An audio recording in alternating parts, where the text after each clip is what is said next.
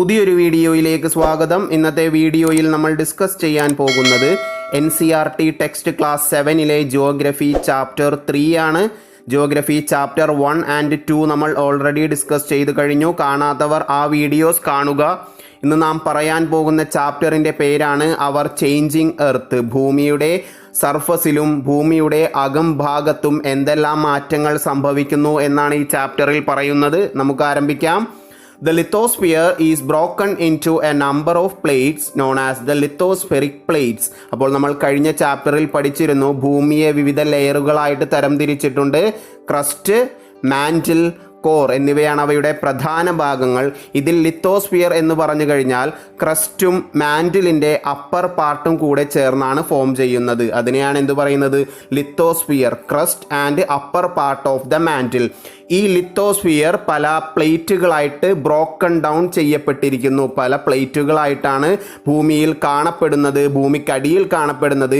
ഇത്തരത്തിലുള്ള പ്ലേറ്റുകളെയാണ് lithospheric plates എന്ന് പറയുന്നത്.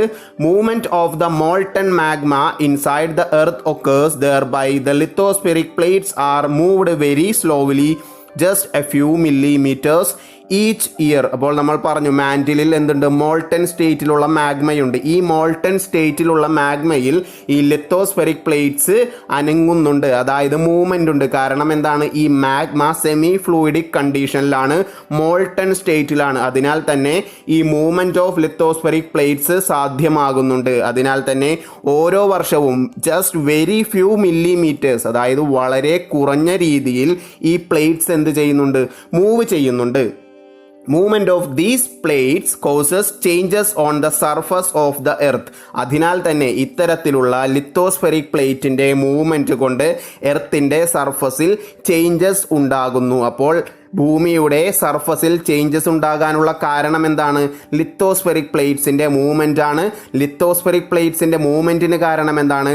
മാൻഡിലുള്ള മോൾട്ടൺ മാഗ്മയാണ്. വ്യക്തമായി എന്ന് വിചാരിക്കുന്നു. The forces that act in the interior of the earth are called endogenic forces. അപ്പോൾ ഭൂമിയുടെ അകത്ത് ഇത്തരത്തിൽ ആക്ട് ചെയ്യപ്പെടുന്ന ഫോഴ്സിനെ എന്ത് പറയുന്നു? Endogenic forces.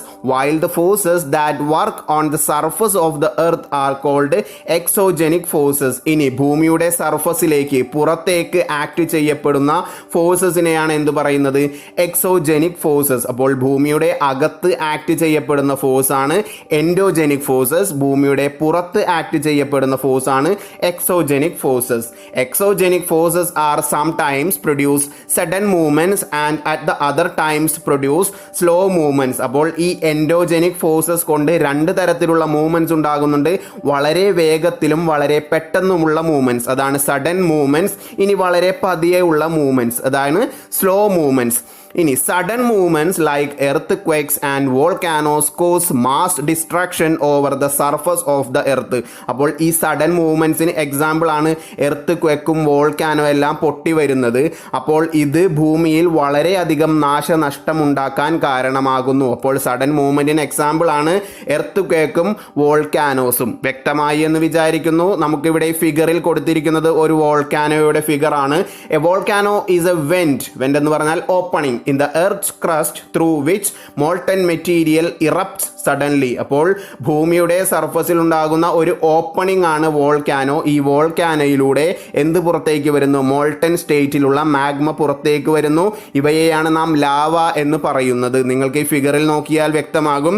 മാൻഡിലിൽ കാണപ്പെടുന്ന മാഗ്മ ചേംബറിൽ നിന്നും മാഗ്മ എർത്തിൻ്റെ ക്രസ്റ്റ് വഴി പുറത്തേക്ക് വരുന്നു. എന്ത് ഫോമിൽ? Gases and ash. നമ്മൾ അഗ്നിപർവ്വതം, വോൾക്കാനിക് മൗണ്ടെയിൻസ് ഒക്കെ പൊട്ടുന്നത് കണ്ടിട്ടുണ്ട്. വളരെ റെഡ് കളറായിട്ടുള്ള ഒരു ലാവ ആണ് പുറത്തേക്ക് വരുന്നത്. അത് മാൻഡിലിൽ വരുമ്പോൾ അറിയപ്പെടുന്നത് മാഗ്മ എന്നാണ്. എന്നാൽ വോൾക്കാനിക് ഇറപ്ഷൻ വഴി പുറത്തേക്ക് വരുമ്പോൾ അറിയപ്പെടുന്നത് ലാവ എന്നാണ്. അപ്പോൾ a volcano is a vent or opening in the earth crust through which molten material erupts suddenly. വ്യക്തമായി എന്ന് വിചാരിക്കുന്നു. ഇനി എന്താണ് എർത്ത് ക്വേക്ക് എന്ന് നോക്കാം.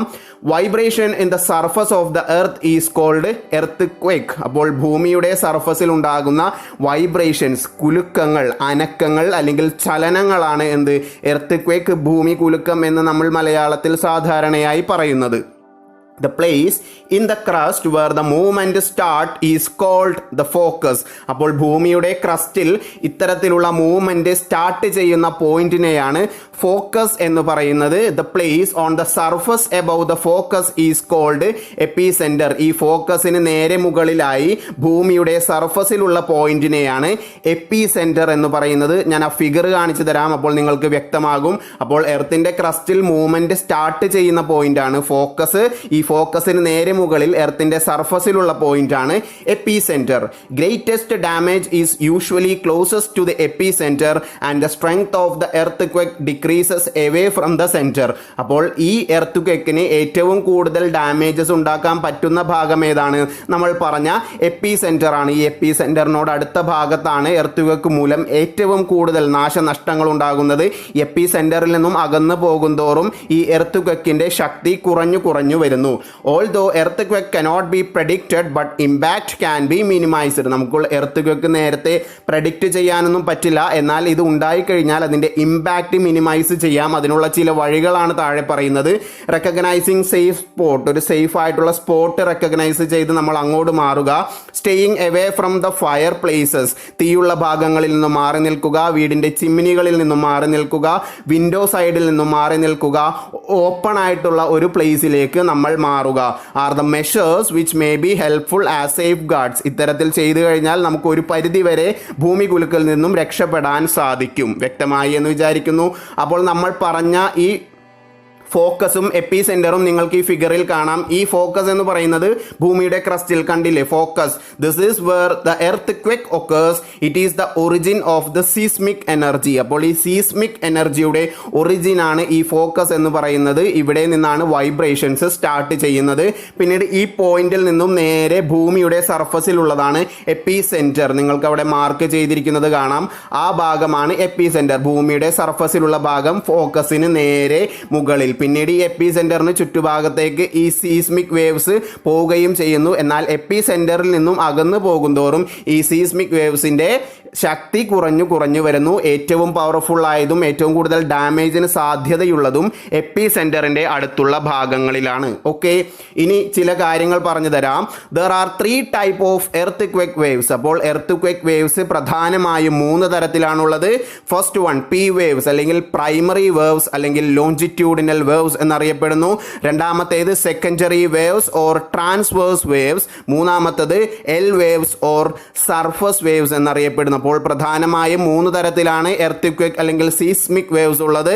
ഏതൊക്കെയാണ്? Longitudinal waves, transverse waves and surface waves. ഇനി and earthquake is measured with a machine called seismograph. അപ്പോൾ എർത്ത്ക്വേക്ക് മെഷർ ചെയ്യുന്ന മെഷീനാണ് seismograph. The magnitude of the earthquake is measured on the Richter scale. ഭൂമി കുലുക്കത്തിന്റെ ശക്തി രേഖപ്പെടുത്തുന്ന സ്കെയിലാണ് റിക്ടർ സ്കെയില്. അപ്പോൾ ആദ്യം പറഞ്ഞത് എർത്ത്ക്വേക്ക് മെഷർ ചെയ്യുന്ന മെഷീനാണ് സീസ്മോഗ്രാഫ്. അതിന്റെ മാഗ്നിറ്റ്യൂഡ്, അതിന്റെ ശക്തി എത്രത്തോളം ഉണ്ടെന്ന് നോക്കുന്ന സ്കെയിലാണ് Richter scale. And earthquake of 2.0 or less can be felt only a little. അതായത് റിക്ടർ സ്കെയിലിൽ 2ഉം അതിനും താഴെയും രേഖപ്പെടുത്തിയ എർത്ത്ക്വേക്ക് നമുക്ക് വളരെ ചെറിയ രീതിയിൽ മാത്രമേ ഫീൽ ചെയ്യാൻ പറ്റൂ. ഒട്ടും ശക്തിയില്ലാത്ത എർത്ത്ക്വേക്ക് ആയിരിക്കും അത്. And earthquake over 5 can cause damage from things falling. 5ന് മുകളിലേക്കുള്ള എർത്ത്ക്വേക്ക് എന്ന് പറഞ്ഞു കഴിഞ്ഞാൽ സാധനങ്ങളൊക്കെ നമ്മൾ വെച്ചിട്ടുണ്ടെങ്കിൽ അത് താഴേക്ക് വീഴാനൊക്കെ കാരണമാകും. അത്ര ശക്തി കൂടിയതല്ല, എന്നാൽ ഒട്ടും ശക്തി കുറഞ്ഞതുമല്ല. A 6.0 or higher magnitude is considered as very strong. 6ന് മുകളിലേക്കുമാണ് റിക്ടർ സ്കെയിലിൽ നമുക്ക് രേഖപ്പെടുത്തി കിട്ടുന്നതെങ്കിൽ അവയെ വെരി സ്ട്രോങ് എർത്ത്ക്വേക്ക് ആയിട്ട് കൺസിഡർ ചെയ്യാം. വളരെ ശക്തിയുള്ള ഭൂമി കുലുക്കമായി നമുക്ക് കൺസിഡർ ചെയ്യാം. ഇനി 7 or more than 7 is classified as a major earthquake. ഒരു മേജർ എർത്ത്ക്വേക്ക് കാരണമാകുന്നത് എപ്പോഴാണ്? റിക്ടർ സ്കെയിലിൽ 7 അല്ലെങ്കിൽ അതിന് മുകളിലുള്ള റീഡിംഗ് ലഭിക്കുമ്പോൾ. വ്യക്തമായി എന്ന് വിചാരിക്കുന്നു. അപ്പോൾ 2 ഉപകരണങ്ങൾ, എർത്ത്ക്വേക്ക് മെഷർ ചെയ്യുന്നത് സീസ്മോഗ്രാഫ്, അതിൻ്റെ മാഗ്നിറ്റ്യൂഡ് മെഷർ ചെയ്യുന്നതാണ് റിക്ടർ സ്കെയിൽ. ഇനി അതിലെ റീഡിങ്ങും അതിൻ്റെ റീഡിംഗ് അനുസരിച്ച് എർത്ത്ക്വേക്കിൻ്റെ പവർ എങ്ങനെ മാറുന്നു എന്നും നമ്മൾ പറഞ്ഞു. വ്യക്തമായി എന്ന് വിചാരിക്കുന്നു. അപ്പോൾ ഇത്രയുമാണ് ഈ വീഡിയോയിൽ നമ്മൾ പറയുന്നത് ഇതിൻ്റെ പാർട്ട് 2 ഉണ്ട്. മേജർ ലാൻഡ് ഫോംസ് എങ്ങനെയെല്ലാമാണ് ഫോം ചെയ്യുന്നതെന്ന്. അത് നമുക്ക് അടുത്ത വീഡിയോയിൽ ഡിസ്കസ് ചെയ്യാം. ഇതുവരെ പറഞ്ഞതെല്ലാം വ്യക്തമായി എന്ന് വിചാരിക്കുന്നു. എൻ്റെ വീഡിയോസ് ഇഷ്ടമാകുന്നുണ്ടെങ്കിൽ ചാനൽ സബ്സ്ക്രൈബ് ചെയ്യുക, ഷെയർ ചെയ്യുക. പുതിയൊരു വീഡിയോയുമായി വരുന്നത് വരേക്കും താങ്ക്